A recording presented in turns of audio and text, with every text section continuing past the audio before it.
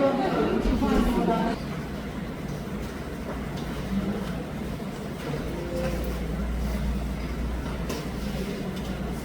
pergunta para a gente refletir, né? Será que nós, antes da gente ver sobre a questão do envelhecimento, saúde do idoso e etc., uma reflexão para a gente é: envelhecemos todos iguais? Vocês acham que uma pessoa lá do sertão dos Inhamuns, ela envelhece do mesmo jeito que o Silvio Santos? Falando aí da parte financeira. E aí, de outras maneiras. Uma pessoa daqui de Fortaleza, será que envelhece a mesma coisa um monge tibetano? Provavelmente não. Então, a gente sabe que em vários locais pelo mundo e a sobrevida e a longevidade dos idosos é bem maior do que aqui. Tem locais, e um local desse agora não. Perto da Tailândia.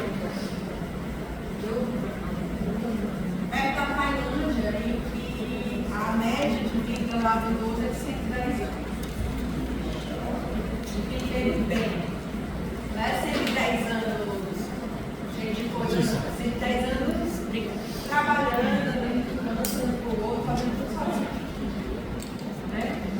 Então, a gente pode ver que a parte ambiental, ela também ajuda ou atrapalha o nosso modo de viver. Como é que a gente vai envelhecer? E aí, de acordo com cada um, a carga genética da gente pode influenciar positivamente ou negativamente para a gente viver até 120 anos ou não. Depende muito de como a gente vive. E cada vez mais com a questão de comidas enlatadas, poluição, estresse, enfim, milhares de coisas, essa nossa tendência a viver 120 anos está diminuindo.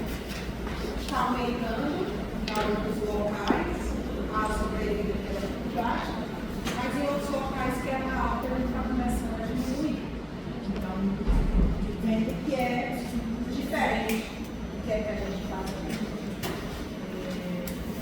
Aqui, para a gente ter uma noção do número de pessoas, né, com 60 anos ou mais, que a gente tinha na década de 70, na década, no mundo, né, por exemplo, na década de 70, a gente tinha mais ou menos 300 milhões. Em 2002, no mundo, a gente tinha perto de 600 milhões. Em 2025, vai chegar perto de 1 bilhão de pessoas. No mundo inteiro, tendo 60 anos ou mais. E lógico que é evidente que nas áreas mais desenvolvidas até mais. Apesar de ser um pouco estranho. Né? Porque na década de 70, se você for ver, na região desenvolvida e menos desenvolvida, eles eram quase igual o número de pessoas com 60 mais. Em 2025, o que é que nós, aliás, que nas regiões menos desenvolvidas aumentou tanto, né? Enquanto que nas regiões mais desenvolvidas está caindo tanto. É um estranho de se perguntar, né, de saber, ver isso aí, mas é uma coisa que está acontecendo em milhares e milhares e milhares de justificativas. Entre elas, principal é porque esse pessoal aí de 2012, a natalidade nos países mais desenvolvidos, caiu bastante. Se a natalidade cai hoje, consequentemente daqui a 60 anos, e pacientes de 60 anos ou mais também vão cair. Depende muito dessa questão. Tá?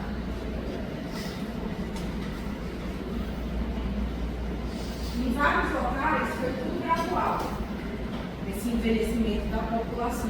Então, você vê na Europa, por exemplo, a Europa ela vem totalmente muito paulatina do que vai acontecendo com eles. Então, você via o número de adultos jovens X, depois ele foi diminuindo um pouco, a pirâmide deles foi ficando invertida, mas de uma maneira gradual, de uma maneira inclusive que o próprio país, se falar em termos econômicos, o próprio país, ele foi se estruturando para aquele acontecimento, para aquela mudança.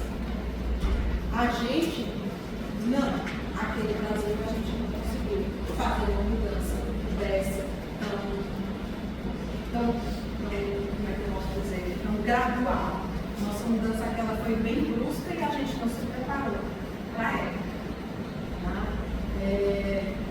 Um exemplo, eu estava conversando inclusive ontem sobre a questão do plano de saúde, operadora de saúde.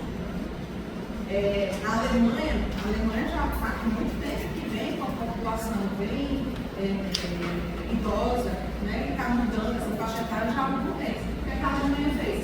Eles foram se preparando com isso, de tal maneira que lá todo mundo tem obrigatoriamente seu plano de saúde, que já é descontado no seu contra-cheque, e que você decide se você quer um plano de saúde melhor, ou menor, ou mais caro, isso, aquilo, outro, de acordo com o que você autoriza que desconto no seu contra-cheque.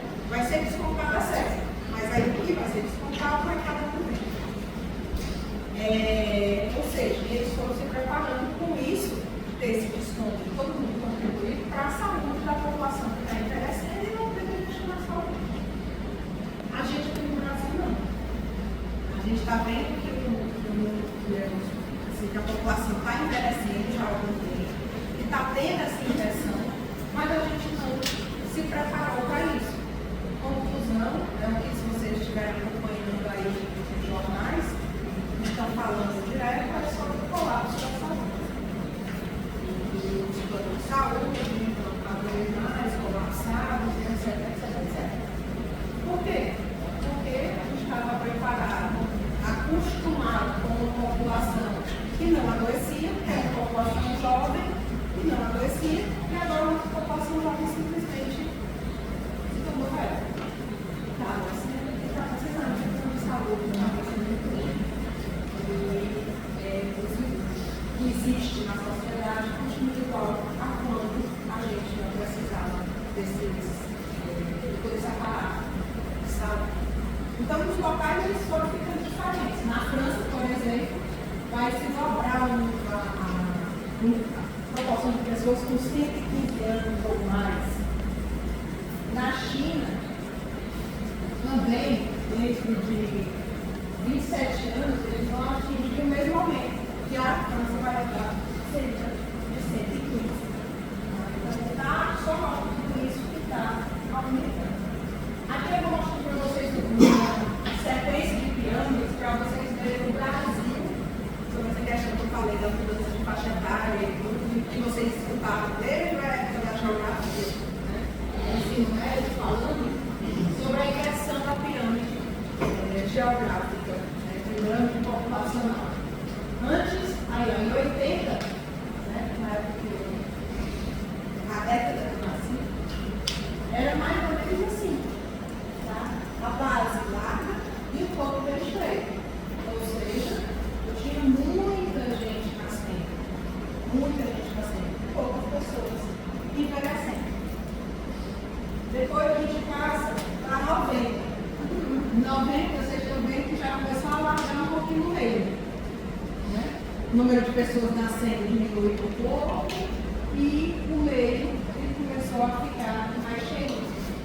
A gente vê melhor até em 2000, mais ou menos na década de 16. Em 2000 aí, como é que foi?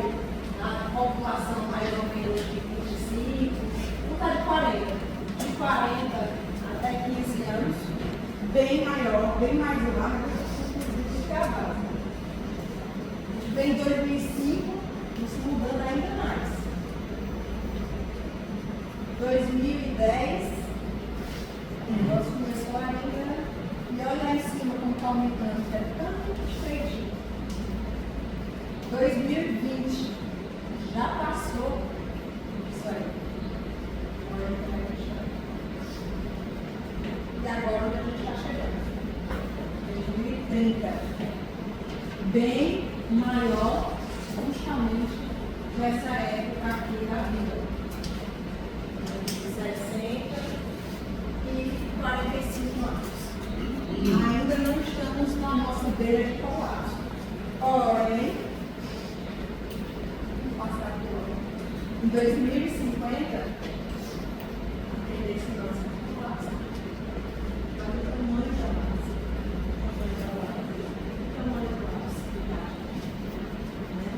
Se a gente não tiver um preparo para tomar conta dessa população idosa de N maneiras, não só economicamente, mas em termos biológicos, em termos de saúde, em termos financeiros, enfim, tudo, a nossa tendência é colapsar. Quem são essas pessoas que vão ser colapsadas aí nessa época? Nós, né? Até 2050 para vocês ainda estejam vivos, mas vocês com certeza não vão estar. Então, a gente tem que começar a preparar a nossa vida a partir de agora.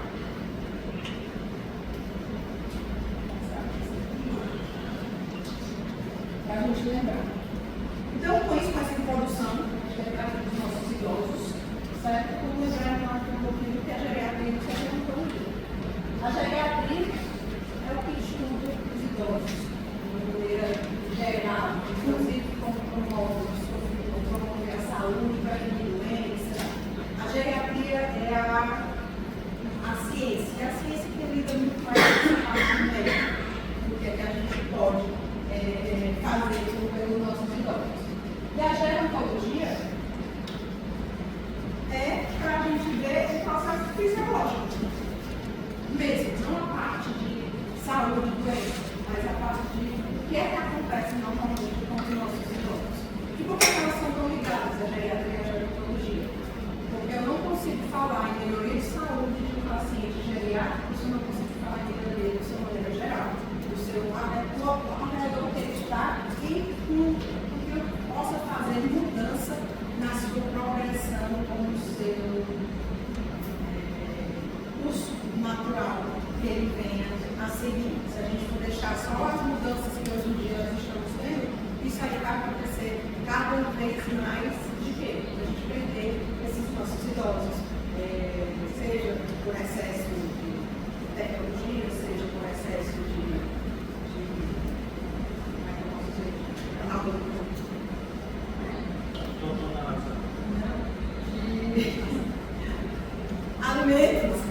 alimentos processados e por aí vai.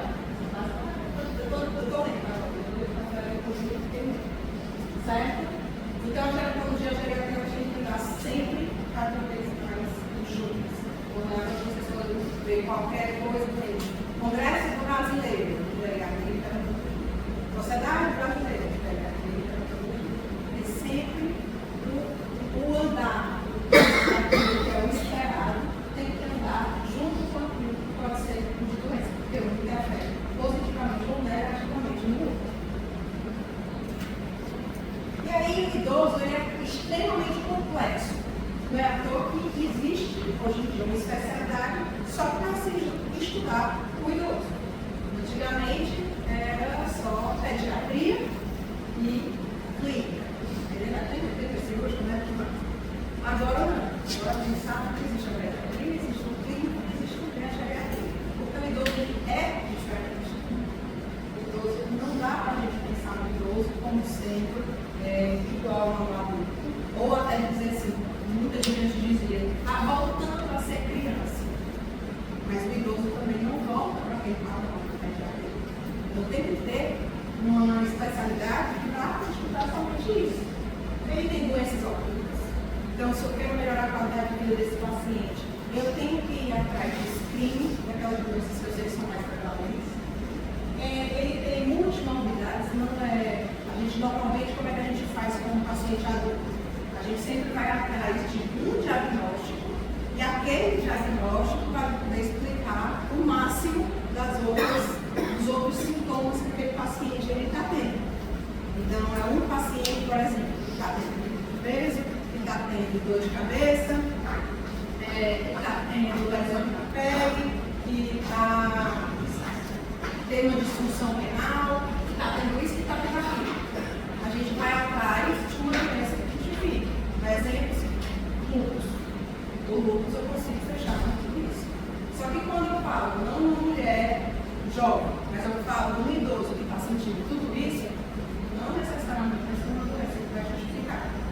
Ele pode ter hipertensão, ele vai ter uma diabetes, ele pode ter uma neuropatia, ele pode ter uma insuficiência renal, por conta dessa hipertensão, por conta desse diabetes, ele pode ter tido alguma demência vascular por conta de hipertensão e diabetes que está não justificado.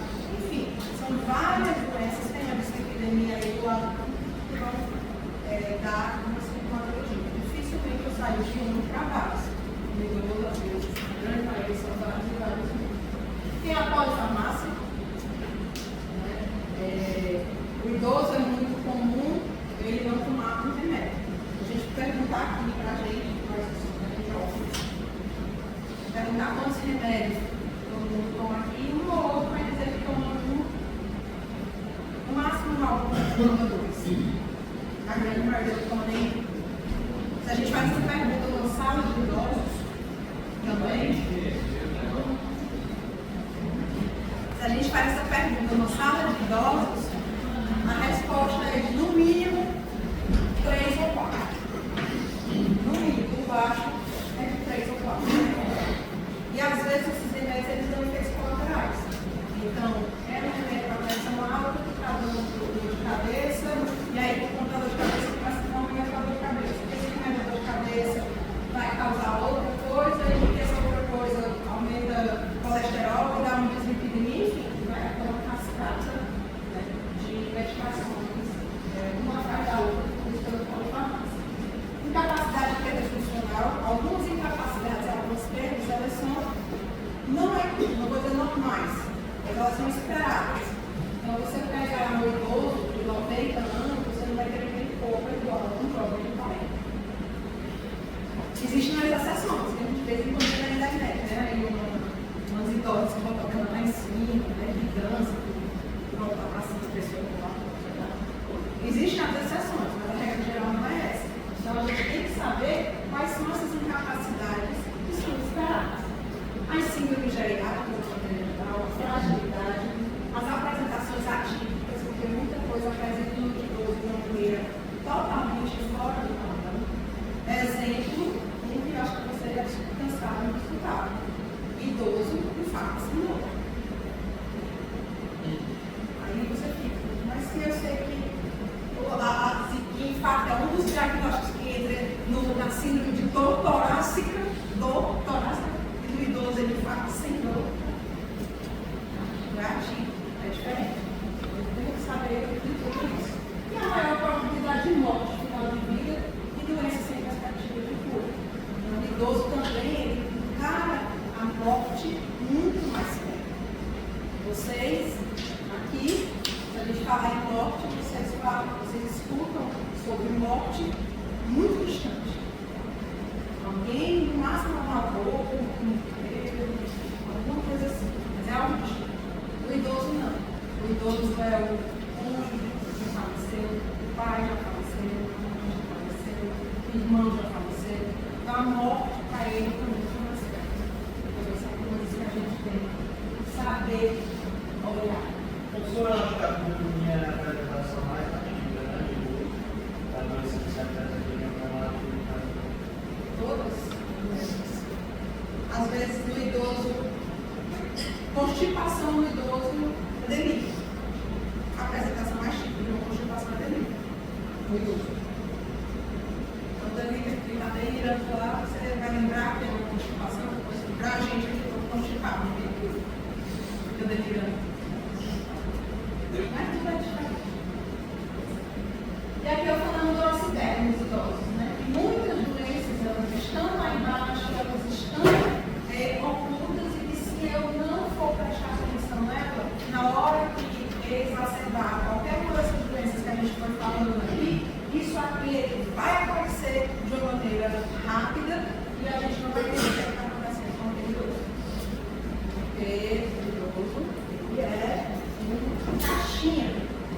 informações.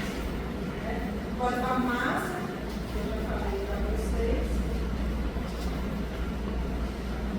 a incapacidade funcional, realizar a dificuldade para realizar essas atividades que sejam típicas, e também é importante conhecer como é que eles podem melhorar essas capacidades funcionais para melhorar também os anos que eles podem vir a ter.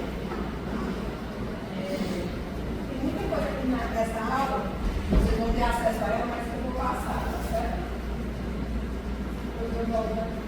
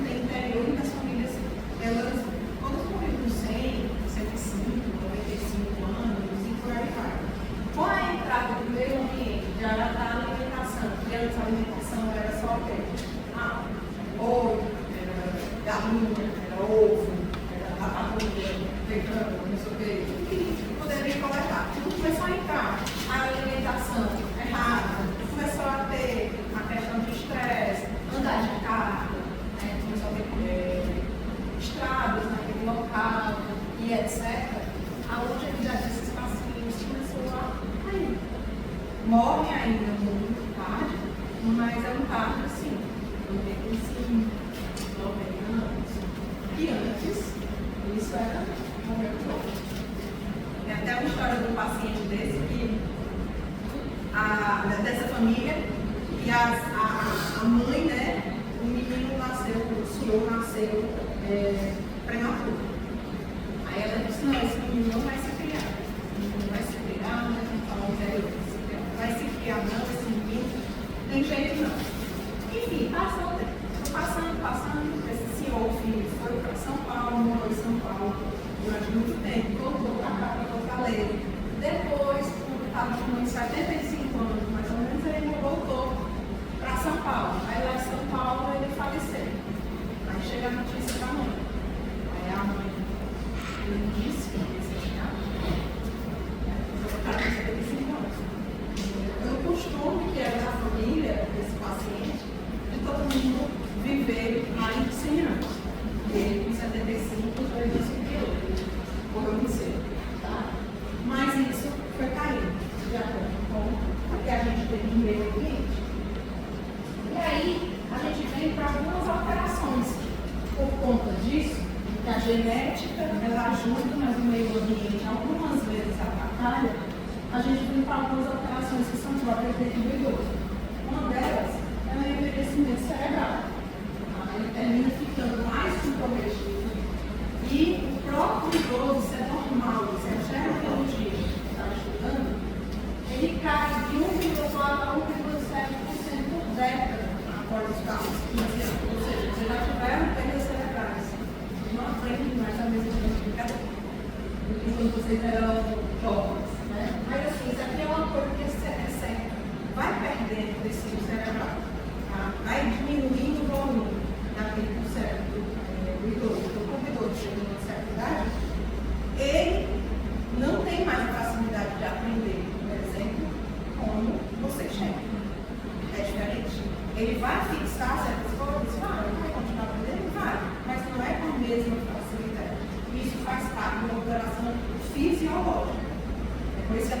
a gente sempre fala que o idoso ele tem que estar com a mente sempre ativa. Então, fazendo palavra cruzada, existe terapeuta ocupacional específica para isso, para raciocínio lógico, para a manutenção dessa velocidade de evolução nervosa, tá? E que diminui essa redução progressiva dos neurônios. Então, tem várias coisas que pode ser feito para tentar que isso seja compensado. Mas que o idoso ele perde assimilação de algumas coisas, isso é verdade. Acontece também com ele degeneração vascular. É normal também, tá? Então vocês vão ver muito, não sei se vocês sabem também, mas se não, vocês vão ver muito. Ressonância ou tomografia, em termos de lá que tem uma atrofia cerebral, fusa, atrofia cerebral, comum. A senhora vai ter não? Nessa não, na de dermatite. Aparecimento de placas, né, de degeneração também, comprometimento, começa a aparecer também algumas doenças, né, como Alzheimer, Parkinson, elas também aparecem. E a eucariose, tá? Que é justamente esse ponto aí, que é esse envelhecimento, digamos assim, das substâncias cinzas, tá? E ele tem um efeito funcional também aí associado. Fora isso, tem alterações do sono também. E são alterações normais. O idoso, ele dorme cerca de 5 horas, em média, por noite. E isso está bom. E isso está dentro do normal. Isso é péssimo, às vezes, para as famílias, porque isso tem a ver, né, com a nossa atenção básica. E as famílias, às vezes, acham isso péssimo. O que as famílias querem? As famílias chegam para a gente na atenção básica e dizem, ó, meu pai ou minha mãe vai dormir mais de meia-noite, quando for às 5 horas da manhã está acordado. É um remédio não para ele dormir, porque ele dorme um pouco. Ou diz assim, ele não dorme. E aí, sempre que a gente for interferir nessa questão de não dorme ou dorme um pouco, a gente tem que perguntar que horas dorme, que horas acorda, se dorme durante a tarde, se não dorme durante a tarde. Por quê? Porque tudo isso que o idoso conta. Ele dorme de 5 a 6 horas, mas se durante a tarde ele dormir 1 hora, à noite ele vai dormir de 4 a 5. E tá bom. Isso não está errado. Certo? E os familiares, né, que ficam queixando da gente para isso. E aí, até isso também pode ajudar a interferir os fatores associados para essa questão do idoso que está irregular. A redução da exposição solar. A coisa mais comum é a gente não deixar o idoso sair ao longo do dia. Ele fica dentro de casa o tempo todo. E na atenção básica, a nossa realidade, a nossa população inscrita é, infelizmente, ainda mais dolorosa. Por quê? Porque eles estão numa região que a criminalidade é muito grande. E aí, por causa dessa criminalidade grande, eles querem sair de casa, ninguém deixa. E aí eles ficam dentro de casa, não vê a luz do sol, literalmente, durante muito tempo. A atividade física, pelo mesmo motivo, você vai fazer atividade física onde?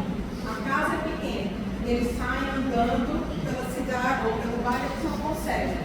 Porque se sair andando pelo bairro, acontece alguma violência. As insuficiências auditivas e visuais, que são coisas normais para acontecer, essa polifarmácia. Tudo isso dando alteração no paciente. Tem o envelhecimento também cardiovascular, que existe aumento da espessura da rigidez da parede vascular, aumento da teratostase. Por exemplo, o paciente idoso ele ter uma sistole um pouco de elevado, é muito não, tá? Não é 120 não. Se ele tiver um 130, 140 de vez em quando, é melhor deixá-lo para cuidar do que a gente colocar uma medicação, e essa medicação pode dar uma hipotensão, porque a hipotensão leva a queda, e queda leva a hospitalização do idoso que leva a outra. É uma coisa atrás da outra. Aumento de rigidez miocárdica, tem o maior risco, né, de fazer uma universidade, menor reserva contrátil. Eu não me lembro qual são casos de obesidade,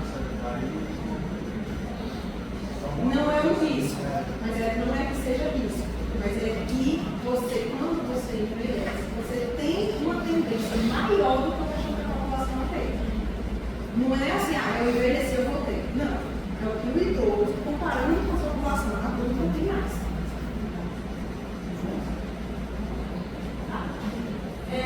Maior risco de aterosclerose, ICC e também a insuficiência cardiovascular periférica. Então, são várias coisas que podem acontecer também na parte cardiovascular. No sistema respiratório, também tem essa aumentação de rigidez da parede torácica, redução da força muscular. A redução da força muscular, que hoje a gente chama de tem nome, né? Hoje não tem já. Tem um nome que é sarcopenia, no idoso, a sarcopenia ela causa 1 bilhão de coisas, de problemas na perna. Tá certo? Ele pode causar. Então, ele causa piora na parte respiratória, ele consegue ser pior na parte digestória também, porque diminui a força muscular daquele paciente para deglutir, e às vezes ele tem uma casquinha, piora a questão do DBOC também, deambulação, né, se fala de maior risco de queda. Então, é muita coisa que a própria sarcopenia, que é uma coisa esperada dentro do idoso. Não é à toa que hoje a principal recomendação de exercício físico para qualquer idoso é musculação. Não é hidroterapia, é musculação. Menor que seja a musculação que possa ter. Porque o mínimo de músculo que ele puder poupar para ele é importante. Então, sempre isso que é mais recomendado. O jeito urinário, também outras alterações, certo? O sódio do idoso normalmente tende a ser um pouquinho mais baixo, tem que ter uma qualidade mais baixa, certo? O potássio também. A função renal, você já sabe, disso, que ela vai piorando com o decorrer do tempo. Então, por isso, o paciente, quando a gente leva em consideração a realidade dele, um pouquinho diferente do idoso, tá certo? Hiperplasia prostática pode vir, diminuição do fluxo urinário, o ICA, a ICA, né, uma infecção do trato urinário, e a disfunção sexual. Começa a ser um problema grave, né, para os idosos, para eles, muito grave, principalmente para os homens, que ficam levando esse automedicamento na farmácia, etc.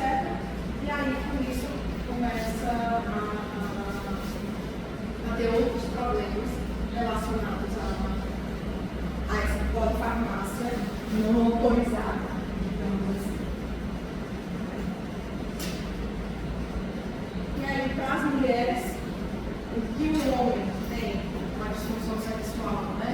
Uma diminuição da quantidade de ereções, etc., a mulher começa a se queixar mais da dispareunia, que é a dor durante a relação sexual, pelo fato de não ter lubrificação suficiente, que é uma coisa esperada, uma coisa normal. Vocês também já viram isso.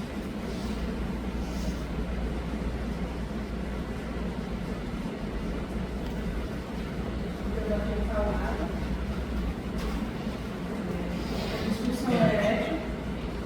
Do número geral, né, do homem, isso daqui são queixas que muitas vezes vocês vão receber dentro do posto de saúde. Homem cair no posto de saúde é quase impossível. Ele vai, você precisa pegar e segurar até em cadeira e aproveitar para fazer a consulta dos próximos 20 anos. Ele só vai legal uns 20. Mas o idoso não, ele já vai mais. O idoso do sexo masculino, ele já vai mais vezes para o posto de saúde. E uma das queixas deles muitas vezes é essa. De disfunção erétil. E às vezes, como é que você descobre? Já descobri quando é que está no idoso, né? A disfunção erétil, perguntei. Porque foi diagnosticada na área vermelha. Ele sabia. Diagnosticada por conta da infecção que ele estava tendo. Nessa história, o HIV foi tentar conversar com ele, vai explicar e tudo, e ele mesmo disse. Provavelmente isso era por conta. Esse remédio foi comprado na farmácia para ir atrair mulheres. Então a gente acha que é só uma coisinha, então uma coisinha que vai atrás de outro, que vai atrás de outro, que terminou, por exemplo, o caso desse paciente que idoso de 80 e poucos anos, com diagnóstico, né? Se isso fosse feito passado pelo médico, aí aí está prescrito o certo que ele tinha que fazer na cabeça dele, tipo, para conduzir e não usar nada. É uma coisa atrás da outra.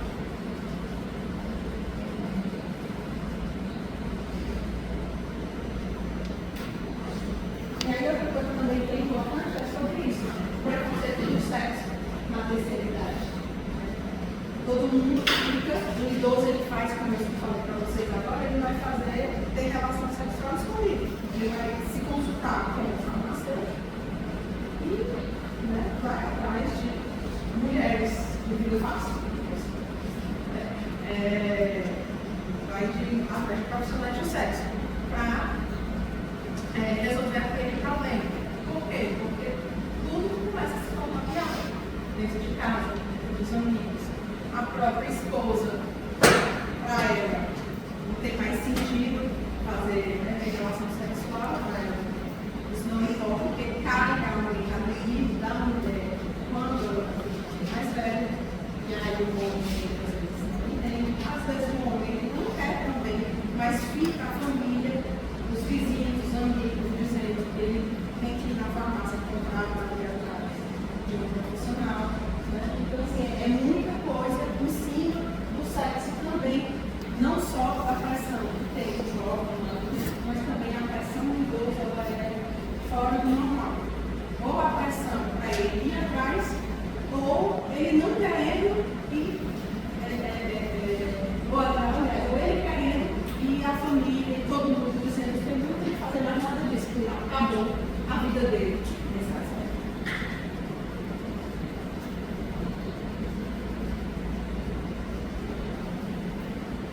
O envelhecimento também imunológico.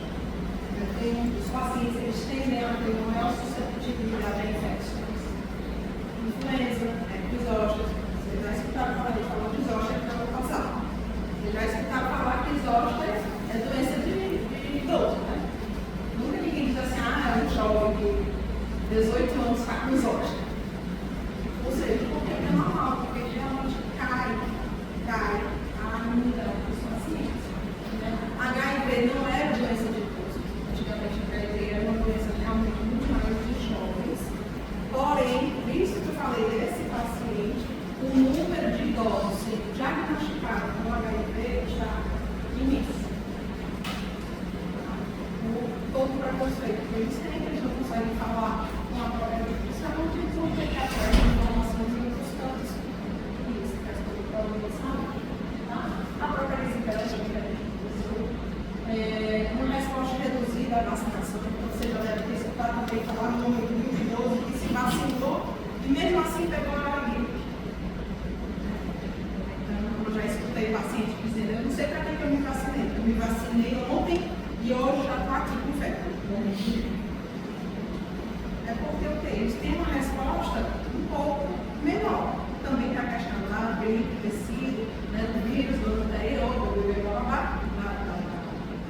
da vacina, mas eles também têm uma resposta um pouco menor. Então, a vacina que eu faço na criança não é a mesma vacina, vai dar a mesma resposta que eu tenho no idoso. E aí começa também as outras doenças neoplásicas. A gente sabe também que à medida que nós vamos envelhecendo, as nossas células vão ter uma divisão, a divisão dela começa a ser cada vez mais errática e a chance de neoplasia vai aumentando. Então, quais são as manifestações aqui atípicas? A infecção do idoso, como eu estava falando na questão da constipação. O idoso com constipação não está delírio. Você foi delírio, e muito. Quando o idoso está com delírio, a gente tem que ver a outra coisa que também dá muito idoso delírio é infecção. Então, o idoso, muitas vezes, com infecção urinária, a única manifestação que você vê é delírio. Certo?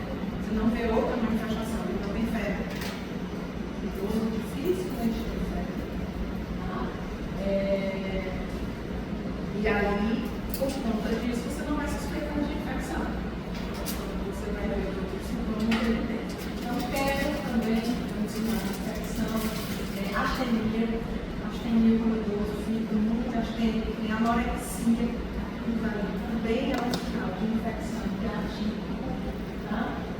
taquicardia, taquidinética, mais ligada. Agora, já falei, só para repetir, a febre. O idoso dificilmente faz febre. Quando o idoso está com uma febre muito alta, pode começar a pior. Com certeza a infecção está brava. Ele não faz febre. Mas a questão é se eu pego um idoso com incontinência fecal e que é um estado geral, eu não tenho todas as vezes tratar ele de encefalopatia hepática, está do nosso pulmão. Porque a incontinência surgiu com uma alteração sensória. Mas aí você já tem alguma alteração, você disse, hepática, já está dizendo que sai, se não, provavelmente pode ser infecção. Outra coisa que o idoso, quando ele faz muito, quando ele está com infecção urinária, ele fica com delírio sempre, fala sempre, mas ele fica com constipação também, por conta da infecção urinária. Aí você fica, a constipação foi calma ou É porque a primeira alteração da encefalopatia hepática é um sono. Então eles sempre vão compreender para perguntar. Ele está dormindo mais ou ele está tendo uma dificuldade para dormir? isso, é a história, né? A gente já está batida. Mas aqui a gente falando do idoso, que a gente espera do idoso, né? Tem. Hipotireoidismo também é outra coisa que é bem comum no idoso, tá certo? Então, vai pedir screening do idoso, normalmente a gente pede sempre o TSH, porque se tiver um hipotireoidismo que não seja subclínico, mas esteja no hipotireoidismo com um TSH maior que 10, maior que 11, isso pode ser causa de várias coisas, inclusive de febre do idoso. Alterações visuais também começam a aparecer as cataratas da vida, presbiterias, glaucoma e por aí. Alteração auditiva, hipoacusia, labirintite, zumbido, muito comum no idoso que faz isso. Outra coisa que eu vou fazer aqui a causa é sobre a questão de alteração auditiva. Às vezes chega idoso no posto de saúde, a família se queixando de demência. Está esquecido, outra coisa não sabe, e repete as coisas, faça uma endoscopia. Vários idosos, a manifestação deles de ser no conduto auditivo, consequentemente, uma perda auditiva, são sintomas semelhantes à demência. Tá? Isso pode ser reversível. Vai fazer uma perda auditiva. Até porque o idoso, ele normalmente aumenta a produção de cerume. Então, por ele ter esse aumento na produção de cerume, e se você fazendo a otoscopia e ele tem o cerume ali, pode tirar com certeza. Se não deu problema, vai dar. Às vezes ele fica mais recluso. Já vi casos de depressão, se diagnosticar depressão em idoso, porque ele ficava mais recluso simplesmente porque ele não estava conseguindo escutar. Então, são detalhes que são importantes de lembrar. A termorregulação deles também está alterada. Alteração da DEL, então reduz o corpo.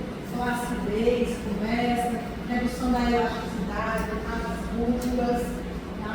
Onicomitose, então começa aquelas infecções fúngicas de unha muito dos idosos, tudo isso por alteração da própria.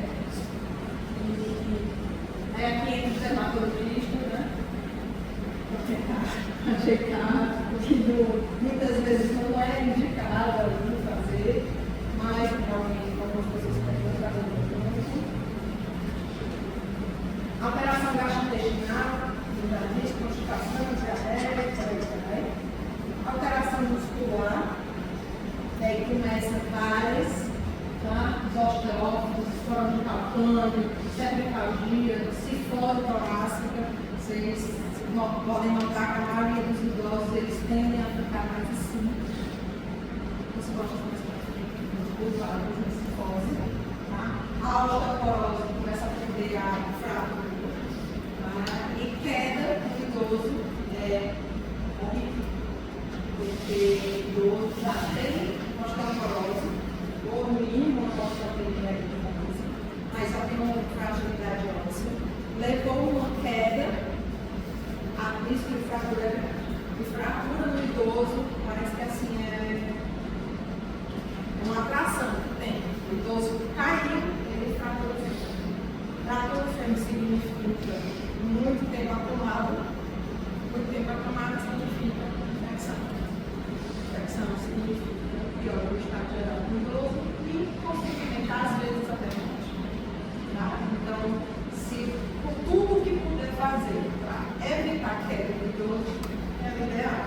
Então, se eu estou no caso do idoso, ele tem uma redução de mobilidade por Parkinson, por uma demência, ou por qualquer outro motivo. Vamos colocar como irmão, ao longo da casa, certo? Banheiro, tentar orientar o banheiro. Ah, mas as famílias no posto eles não têm condições de comprar esse negócio emborrachado, não sei o quê. Não, mas eles conseguem comprar EVA.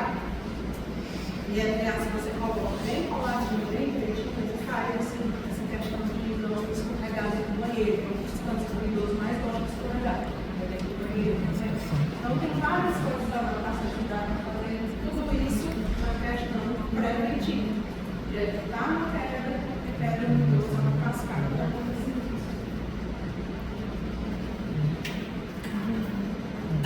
A cromoterapia, né? O idoso ele tende a diminuir também de tamanho com o tempo, certo? Reduz o olfato, o paladar, o metabolismo basal, tá certo? Isso aqui a gente tem que lembrar por quê? Porque você tem a sarcopenia é perda de músculo, não tem músculo, é redução da quantidade de músculo. Se eu não tenho músculo, lógico, é evidente que gordura não tem metabolismo igual ao músculo, né? Então, se eu vou diminuir a minha massa magra, tá? Eu reduzo também o meu metabolismo, tá bom? E aí, por conta disso, ele termina tendo algumas necessidades, tanto necessidade de encaixamento proteico, quanto também de absorção de reposição de cálcio, de vitamina D, de vitamina B6, certo? Por isso, o idoso também ele passa a precisar.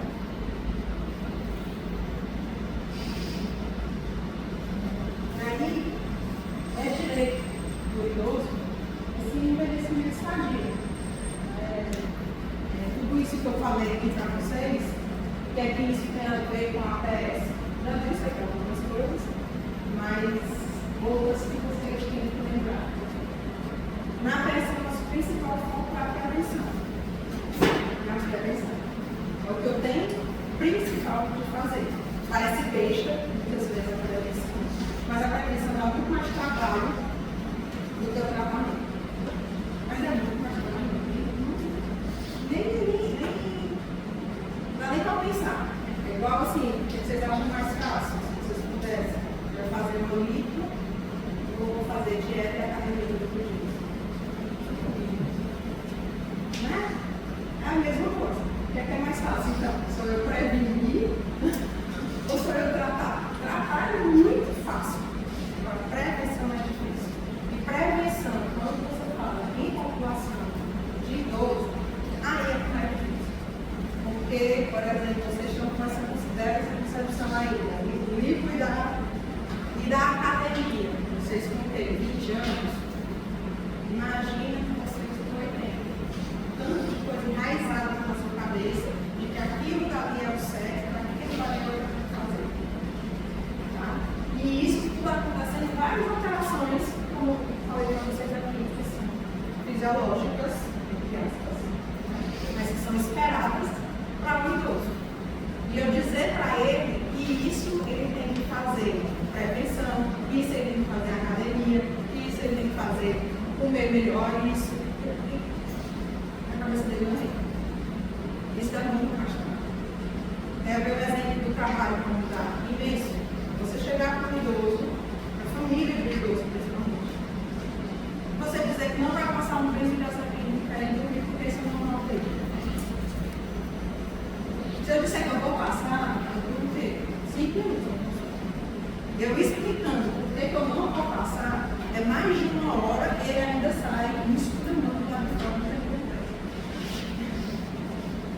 Então, assim, dá trabalho você tentar convencer. E a gente sabe, eu falei um pouco hoje de coisas que o idoso vai vir para vocês na ABS, atrás de vocês, que vocês têm que explicar para ele que isso não é patológico. Mas tem as outras coisas ainda, além de tudo, tem as outras coisas ainda que não são fisiológicas. Normalmente tem idoso quando você chegar nos postos de saúde para atender, ou nos hospitais mesmo, que já toma o seu diazepam aos 20 anos. E não sabe por que é que não está mais adequado no mundo do médico, tá? Ou não sabe por que está ali. E você vai dizer que vai retirar a tendência de alergia, tá? E você explicar que a causa dele está caindo, ele não está lembrando mais de tudo, de a sonolência dele durante o dia, etc. Você explicar tudo isso, é tudo remédio, tá? Então, volta a dizer, isso aqui é para vocês saberem, para vocês não serem um médico, por exemplo, que prescreve, que vai prescrever esse mesmo diazepam que não vai ser necessário. Se for necessário, prescreve. Se não for necessário, não prescreve. Dá trabalho, mas você vai evitando diatrogenia e muitas consequências aí pela frente. Certo? E a conversa Você vai tentando tirar, né? Você vai conseguir? Não, nunca vai ser não. Mas você tenta, vai tentando, vai tentando, vai tentando. A hormônio vai tentando. Eu acho que isso é uma das coisas mais difíceis da atenção básica. A prevenção. O diagnóstico molesta. Agora, você mudar a concepção de família é difícil. Tanto de coisas enraizadas próprias quanto coisas sociais. Coisas sociais são mais difíceis ainda de você conseguir entender. Mas enfim, sempre ser cuidador de envelhecer, uma maneira sadia, tá? Com dignidade, isso tudo faz parte e é um direito dele. Que é o idoso frágil. Um pouquinho agora na parte de, rapidamente, na parte do que seria patológico. São idosos superiores de 25 anos, com 3 ou mais comorbidades e dependência, tá? De alguma atividade de vida diária. Daí vocês já estão cansados de ver quais são as atividades básicas de vida diária. As atividades básicas de vida diária, né, banhar, vestir, transferir, etc., elas são aquelas que você perde por último quando você está no vale de demência. Você perde primeiro as atividades instrumentais de vida diária. Tá? Tocar telefone, fazer compra, preparar comida e por aí vai. Essas são as primeiras que você começa a perder. Depois, por último, é quando você perde as básicas.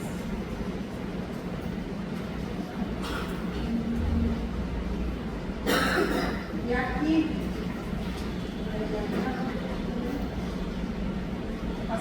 isso aqui são alguns fatores para um envelhecimento precoce.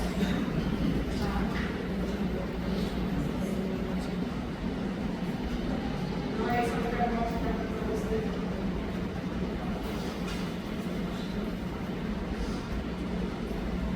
Aqui é o envelhecimento.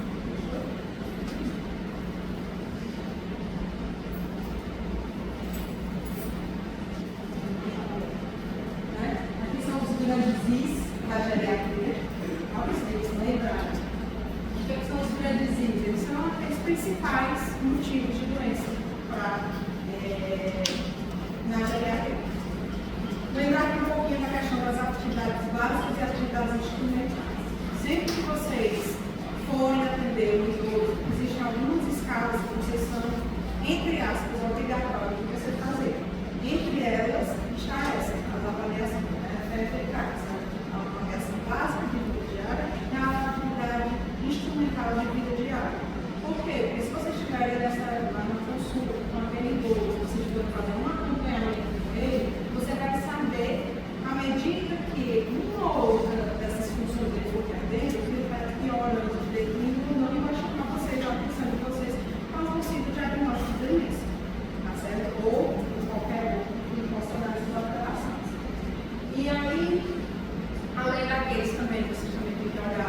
pai liberar pegou. Eu ele. Esse ele anda, o tempo que ele vai de uma cadeira a outra e volta, tá? No espaço de 3 metros por segundo. Quanto tempo que ele levou para fazer aquilo dali, tá? Porque se você está enviando o vou alargar, isso de queda. Aí volta uma coisa que eu falei para você. Risco de queda significa o quê? Risco de hospitalização e é risco de morte, certo? Então também tem que fazer.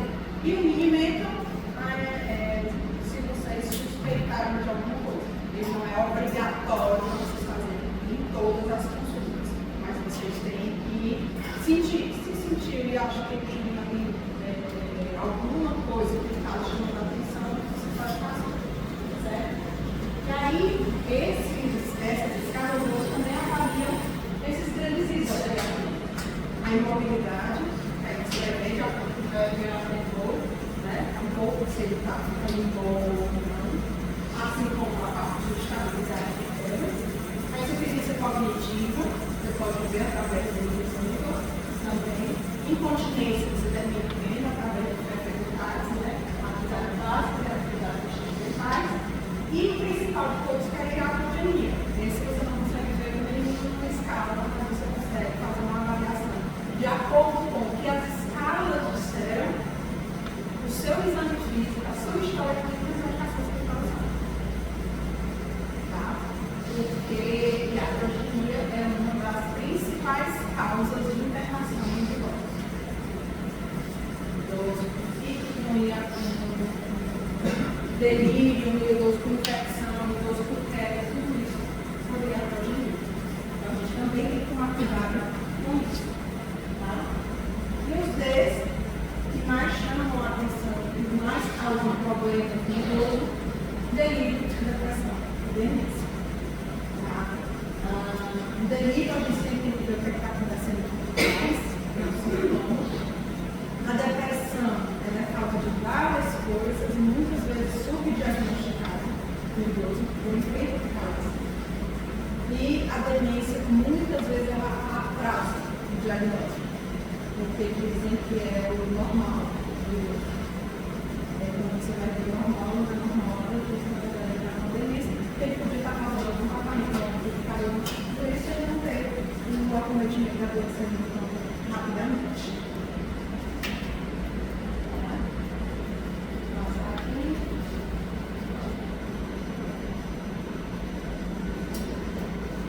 E é isso. A gente tinha mais coisas aqui na aula, não quis divulgar, porque fica muito mais mas o principal é isso, vocês lembrarem. O que tem que acontecer é que o idoso ele apresente mal. O que é que eu posso usar de escalas para avaliar aquilo